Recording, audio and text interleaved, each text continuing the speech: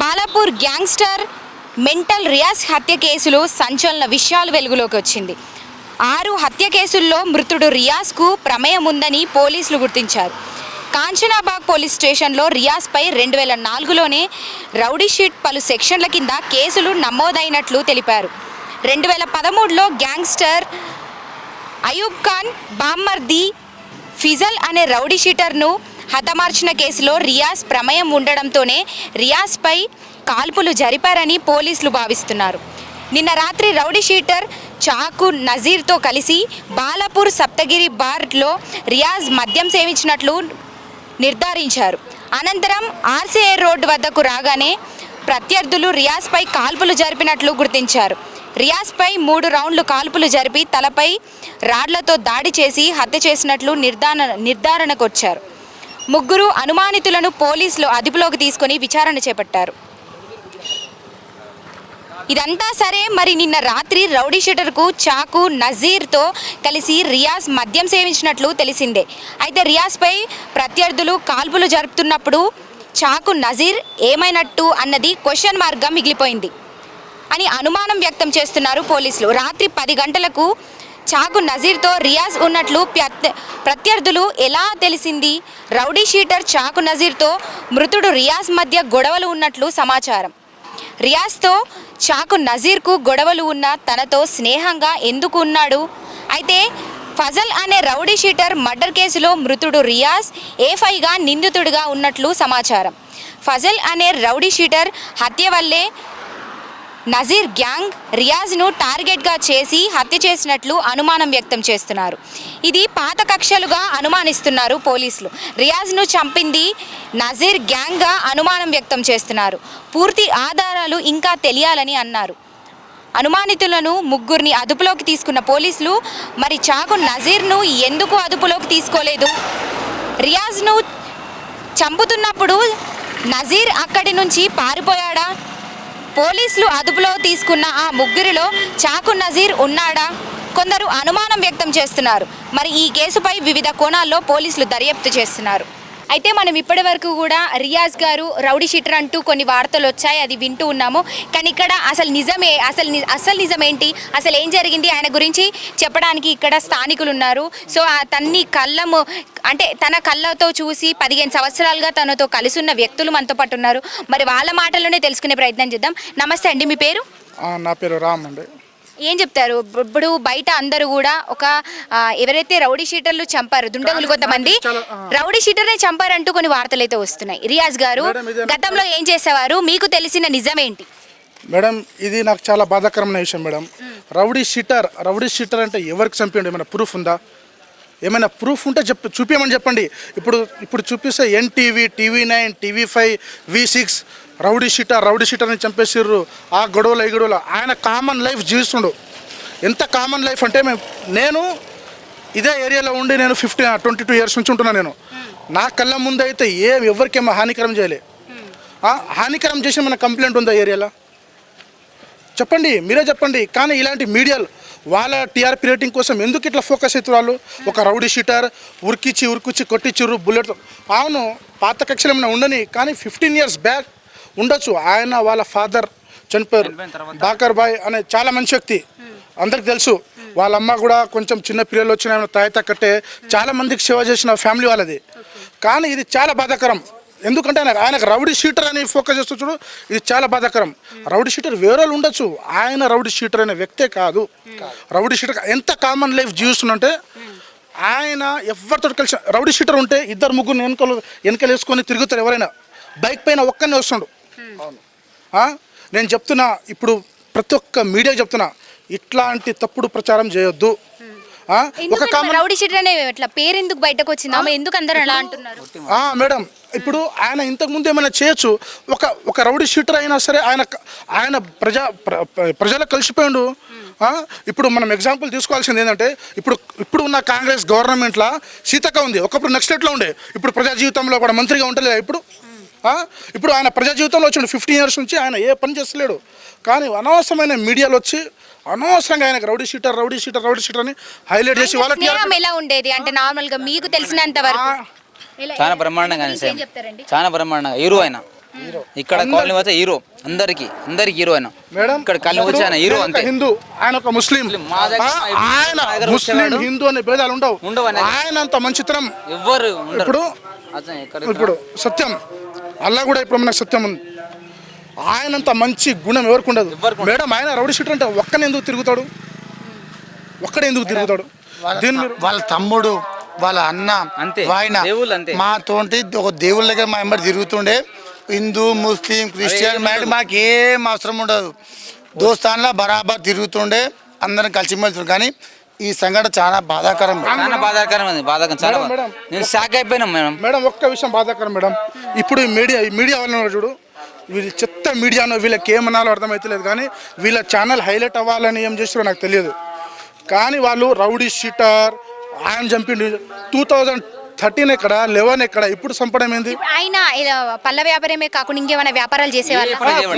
Fruits ఒకటే madam. ఇప్పుడు నేను ఒక వ్యాపారం చేస్తున్నా, నేను డీలింగ్ చేస్తున్నా, ఒక పని చేస్తున్నా, నేను డీలింగ్ చేస్తున్నా, వాడిని బెదిరిస్తున్నా, వీని బెదిరిస్తున్నా అంటే నీ పక్కన ఒక మనిషిని పెట్టుకొని తిరుగుతావు నువ్వు.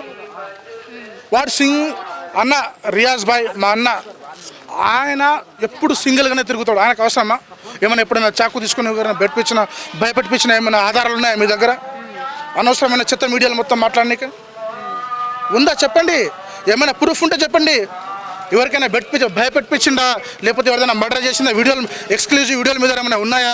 లేకపోతే మీరు రికార్డ్ ఇప్పుడు ఎవరైతే మర్డర్ చేశారో దాదాపు ఒక 3-4 దుండగులు, వాళ్ళు ఎవరైనా మీకు తెలుసా? ఆయన అంటే వాళ్ళతో ఏమైనా స్నేహం చేసి చెడిన తర్వాత వాళ్ళకి ఏదైనా పాత కక్షలు పెట్టుకొని ఇలా చేయడం జరిగిందా?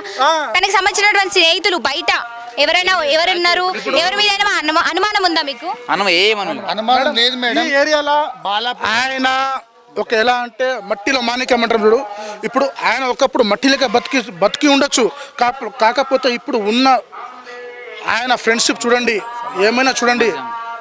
ఇప్పుడు ఆయన ఏమైనా చూడండి, ఒక వజ్రం లాగా తిరిగిన వ్యక్తి. అరే ఆయన నువ్వు గతం ఇప్పుడు మనం చూస్తే నా గతం కూడా ఒక రకంగా ఉంటుంది, అందరి గతం ఒక రకంగా ఉంటుంది. ఆయనకు చిన్న పిల్లలు ఉన్నారు, 2. ఆయన ఫ్యామిలీ కోసం చూస్తుండే. ఆయన ముగ్గురు పాపలు మేడం. ముగ్గురు ఆడపిల్లలు, ఒక బాబు. చిన్న పిల్లలు. కానీ తప్పుడు మీడియా వాళ్ళకి టీఆర్పీ రేటింగ్ తప్ప. రౌడీ షీటర్ ఒకప్పుడు చేయొచ్చు, ఎవరికి లేదు రౌడీ షీటర్. ఇప్పుడు ఉన్న నాయకులు ఉన్న గవర్నమెంట్ ఉన్న నాయకులు. ఒకటే విషయం చెప్పాలంటే అతని మీద రౌడీ షీట్ లేదు. అతను ఉన్న కేసులో అక్వాల్ ఉండొచ్చు మైబీ, కానీ వాళ్ళ పిల్లలకు మన న్యాయం మాత్రం చేయాలి మేడం. 3 పాపలు, ఒక బాబు మేడం.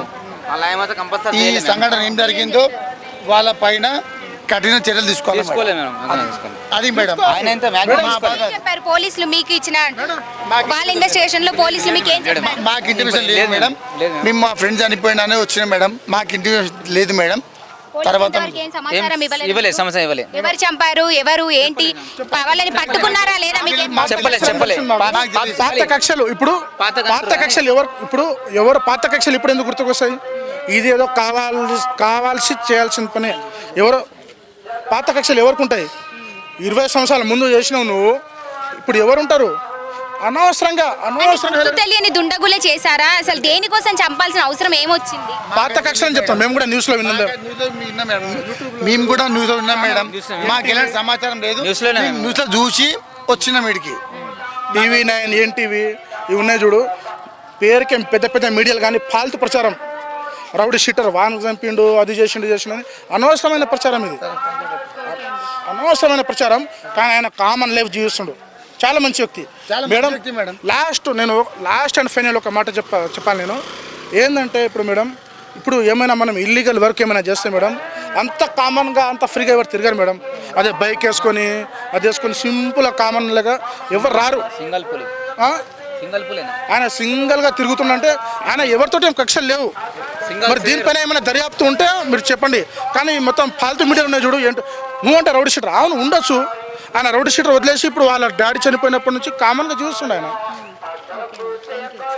సో విన్నారు కదా, ఇక్కడ ఉన్నటువంటి చుట్టుపక్కల స్థానికులు కావచ్చు, అతన్ని దాదాపుగా ఒక 15 సంవత్సరాల నుంచి చూసినటువంటి వ్యక్తులైతే తను చాలా మంచి అతను, తన మీద రౌడీ షీటర్ అని ఒక రూమర్ అయితే క్రియేట్ చేస్తున్నారు అంటూ కూడా మాట్లాడుతున్నారు. కొంతమంది అంటే వ్యూస్ కోసం ఏదైతే టీఆర్పీ రేట్ పెంచుకోవడానికి కొన్ని మీడియా ఛానళ్ళు కావాలని ఇదంతా తప్పుడు ప్రచారం చేస్తారంటూ కూడా వాళ్ళు ఇక్కడ బర్స్ట్ అవుతున్నటువంటి పరిస్థితి కనిపిస్తూ ఉంది. వాళ్ళందరూ కూడా అంటే తను అలా అనడం మేము తట్టుకోలేము, ఎందుకంటే నిజంగా తను అందరిలో కలిసి మంచిగా ఉండి 10 మందికి మంచి చేసేటువంటి వ్యక్తి. అదేవిధంగా తన ఏదైతే వ్యాపారం చేస్తున్నాడో పళ్ళ వ్యాపారంకి మించి ఇంకా ఏ వ్యాపారాలు చేయట్లేదు. పళ్ళ వ్యాపారం మీదే 4 పిల్లల్ని పోషిస్తూ కుటుంబాన్ని సాదుతున్నారంటూ కూడా చెప్తూ ఉన్నారు ఇక్కడ. నమస్తే అండి, మీ పేరు? మా పేరు సిద్ధార్థమ్మ. మీ పేరండి? నా పేరు మురళి మేడం. మీకు దాదాపుగా రియాజ్ గారు ఎంతకాలంగా తెలుసు? నాకు నా 12 ఇయర్స్ నుంచి తెలుసు, 10 ఇయర్స్ నుంచి తెలుసు అన్న. ఎలా ఉండేవారు మీతో? అన్న చాలా మంచి వ్యక్తి. అన్నది ఏముండో అక్కడ తెలియదు. ఇక్కడికి వచ్చినాక ఇక్కడ ఏం కేసులు లేవు, ఆయన ఏం లేవు ఇక్కడ, ఇవ్వనికి ఏం ఇబ్బంది ఆయన ఏం పెట్టలేదు, ఏం చేయలేదు. ఎందుకంటే ఆయన చాలా మంచి వ్యక్తి. మాకు తెలిసినంత వరకు అయితే మాకు చాలా మంచి వ్యక్తి అట్లా అని చెప్పి మేడం. మీరేం చెప్తారండి? అంటే మా ప్రతి పండుగలకు అన్న అటెండ్ అవుతుండే. గణేశుని ఈ పండుగ మత భేదాలు ఏం లేకుండా ఒక ముస్లిం పండుగ అయినా సరే, ఒక హిందూ పండుగ అయినా సరే ఆయన పాల్గొంటుండే. ఆయనకు తోచినంత సాయం మాకు చేస్తుండే. మాకు మా దాంట్లో కలిసిమెలిసి ఉంటుండే. ఇలాంటి రౌడిజాలన్నీ ఇప్పుడు ఫేక్ మాటలు ఏమి చెప్తున్నారు, మాకు సంబంధం లేదు అవన్నీ. ఇక్కడ వచ్చిన తర్వాత మాత్రం మా అందరితో కలిసి ఉంటుండే. ఒక తమ్ముడు ఒక అన్నలాగానే చూసుకుంటుండే. ఏ ఇబ్బంది వచ్చినా సరే నేను ఉన్నా అని చెప్పి మాతో కలిసిమెలిసి ఉంటుండే. చాలా మంచి వ్యక్తి. ఆయన మీద నార్మల్గా అటాక్ జరగలేదండి. మర్డర్ ఎలా జరిగిందంటే గన్తో కాల్పులు కూడా జరిపారు. దాదాపుగా 3 బుల్లెట్లు అయితే దొరికాయి పోలీసులకి. అదేవిధంగా రాడ్లతో నెత్తిపై తలపైన కొట్టి మొహం గుర్తుపట్ట రాకుండా చేసినటువంటి పరిస్థితి కనిపిస్తోంది. అంత కక్ష ఎవరికి ఉంటుంది? అదే సస్పెన్స్ కదా మేడం. ఇప్పుడు మాకు కూడా అది కరెక్ట్ తెలియదు. అంత తప్పు మా అన్నయ్యం చేసిండు. ఆయన అందరితో మంచిగా ఉంటుండే. ఒక టాటా ఏసీ డ్రైవర్ నుంచి తీసుకొని ఒక ఛాయ్ హోటల్ మనిషి దగ్గర నుంచి అందరితో చాలా కలిసిమెలిసి ఉండేటాడు. ఒక ఇంటి నుంచి వెళ్ళినంటే మల్లాపూర్లో మ్యాక్సిమం ఒక 4 to 5 hours డైలీ ఆయన స్పెండ్ చేసేవాడు. ఒక పేద మనిషి నుంచి, ఒక టీ స్టాలర్ నుంచి, ఒక టాటా ఏసీ డ్రైవర్ అలా నడుపుకొని కలిసివారు అందరితో మంచిగా ఉంటుండే. కానీ సడన్గా అంత కుట్ర ఎవరికి వచ్చిందో మరి. ఆయన ఎవరికైతే అలాంటి అన్యాయం చేయలేదు, అందరితో మంచిగా ఉంటుండే. ప్రతి పండుగలో పాల్గొంటుండే. మ్యాక్సిమం 15 సంవత్సరాల నుంచి ఆయన ఇక్కడ వచ్చిండు. ఆయన వచ్చినప్పటి నుంచి నా స్కూలింగ్ ఇప్పటి వరకు మ్యాక్సిమం ఇంటర్ సెకండ్ ఇయర్ ఉంటుండే. నాకు ఒక 7th క్లాస్ నుంచి పరిచయము. చాలా మంచి వ్యక్తి. మేము మ్యాక్సిమం ఏం వ్యాపారం చేస్తారు, బిజినెస్ ఏం చేస్తారు? అన్నకి ఫ్రూట్ మార్కెట్, అన్నకి ఫ్రూట్ బండి ఉంది, ఫ్రూట్ మార్కెట్ ఉంది. అదే ఫ్రూట్ బిజినెస్ చేస్తాడు అన్న ఫ్రూట్ మార్కెట్ చేస్తుండే. మ్యాక్సిమం మేము వెజిటేబుల్ అమ్ముతుండే. ఆయనకి డైలీ అవసరపడే సౌకర్యాలని మా దగ్గర వచ్చి తీసుకొని పోతుండే వెజిటేబుల్ షాప్కి. అది కాక ఇంకేమైనా వ్యాపారాలు ఉన్నాయా అంటే మిగతా? మాకు అదేం తెలియదు అన్నది. అన్న మా దగ్గరకు ఉన్నప్పుడు మాత్రం జెన్యున్లీ ఎలాంటి పాత కక్షలు లేవు అన్నట్టుగా మీకు తెలుసు, అంతేనా? పాత కక్షలు అంటే ఏం లేవు మేడం. ఎవరైనా తప్పు చేస్తే మాత్రం ఇలా చేయొద్దని సరిదిద్దే వ్యక్తి తప్పించి మీరు ఇలా చేయండి అని ఎంకరేజ్ చేసే వ్యక్తి మాత్రం కాదు.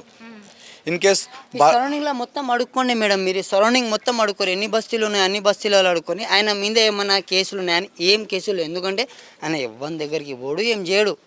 అది ఎందుకైందో మాకు ఇంతవరకు తెలియదు. కాకపోతే ఆయన జెన్యున్గా చెప్పాలంటే మాకు మాత్రం మంచి మా దగ్గర మాత్రం ఎట్లా ఉండేటోడు అంటే నీట్గా. బయట అన్నది అది అలగ్. దాంట్లో ఏంటంటే ఆయన మాత్రం మా దగ్గర జెన్యున్లీ ఉండేవాడు. 10 years నుంచి చాలా మంచి వ్యక్తి, 10-12 years నుంచి. కానీ ఇది ఎందుకు జరిగిందో అది ఇంతవరకు తెలియదు. అసలు ఎందుకు కావాలనే చేసిర్రు మేడం. ఇది ఎవరో ఏమో ఆయన మీద కోపంతోనే చేసిర్రో ఏందో తెలియదు. గన్ ఫైరింగ్ ఇన్ అన్నది చాలా పెద్ద మాట. అది అట్లా చేసే అది లేదు. ఎవరిదో హ్యాండ్ ఉంది దీంట్లో. ఎవరో కావాలనే చేసిర్రు ఈ మనిషిని. చాలా పెద్ద వ్యక్తులు, మంచి పొలిటీషియన్స్ ఉన్నప్పుడే ఇలాంటి గన్ ఫైర్కి ఎంకరేజ్ చేస్తారు మేడం. లేకపోతే ఏ కక్ష లేనిది, ఏ పెద్ద వ్యక్తి చేయలేనిది ఇలా గన్ ఫైర్కి ఎవరు ఎంకరేజ్మెంట్ చేయరు కూడా. ఇన్ కేస్ మనం ఒక 6-7 years నుంచి టీఆర్ఎస్ గవర్నమెంట్ ఉన్నప్పుడు చూసినాము ఇలాంటి గన్ ఫైర్స్, ఇట్లాంటి అటెంప్ట్ మర్డర్స్ అయితే ఇక్కడ జరగలేదు కూడా. ఇప్పుడు దీనికి ఏం కారణమో ప్రభుత్వం కూడా దీనికి సమర్థించాలి, దీనికి జవాబు ఇవ్వాలి. సో